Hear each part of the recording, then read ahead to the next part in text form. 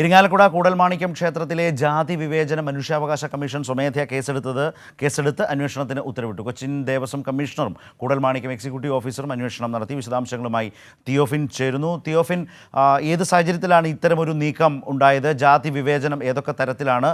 അന്വേഷണ റിപ്പോർട്ട് 2 ആഴ്ചക്കകം നൽകണമെന്നാണ് ആവശ്യപ്പെട്ടിരിക്കുന്നത്, അല്ലേ? അതായത് കഴിഞ്ഞ ദിവസമാണ് തിരുവനന്തപുരം ആര്യനാട് സ്വദേശിയായ ബാലുവിനെ ദേവസ്വം ബോർഡ് ഇരിങ്ങാലക്കുട കൂടൽമാണിക്യം ക്ഷേത്രത്തിലെ കഴകക്കാരനായി നിയമിച്ചത്. നിലവിൽ ഈഴവ സമുദായത്തിൽപ്പെട്ട വ്യക്തി കൂടിയാണ്. കാരണം ഈഴവ സമുദായത്തിലെ ഒരു ആളെ കഴകക്കാരനായി ഇരിങ്ങാലക്കുട കൂടൽമാണിക്യം ക്ഷേത്രത്തിൽ നിയമിക്കുന്നത് ഇത് ആദ്യമായാണ്.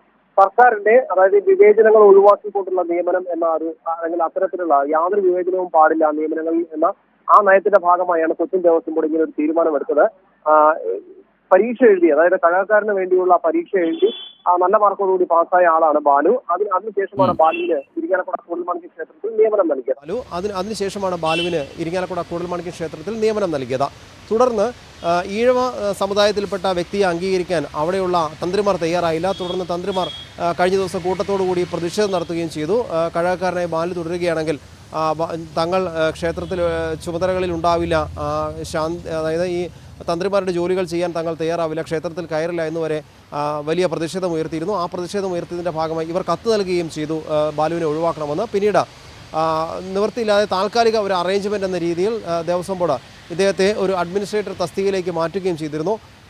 ഈ ജാതി വിവേചനം പുറത്തു വന്നതോടുകൂടിയാണ് മനുഷ്യാവകാശ കമ്മീഷൻ തന്നെ സ്വമേധയാ ഈ കേസിൽ ഇടപെട്ടത്. കൊച്ചിൻ ദേവസ്വം ബോർഡും അതോടൊപ്പം ഈ കാര്യത്തിൽ, അതായത് മനുഷ്യാവകാശ കമ്മീഷൻ അംഗം ഉത്തരവിട്ടിട്ടുള്ളത് ഒരാഴ്ചയ്ക്കുള്ളിൽ തന്നെ അന്വേഷണം നടത്തി അതായത് പിന്നാക്ക സമുദായക്കാരനെ തന്ത്രിമാരുടെ പ്രതിഷേധത്തിൻ്റെ പേരിൽ മാറ്റി നിർത്തി അതിൽ അന്വേഷണം നടത്തണം. ദേവസ്വം കമ്മീഷണറും അതോടൊപ്പം തന്നെ കൂടൽമാണിക്യം ക്ഷേത്രത്തിലെ എക്സിക്യൂട്ടീവ് ഓഫീസറും രണ്ടുപേരും അന്വേഷണം നടത്തി മനുഷ്യാവകാശ കമ്മീഷന് 2 ആഴ്ചയ്ക്കുള്ളിൽ റിപ്പോർട്ട് നൽകാനാണ് ആവശ്യപ്പെട്ടിട്ടുള്ളത്.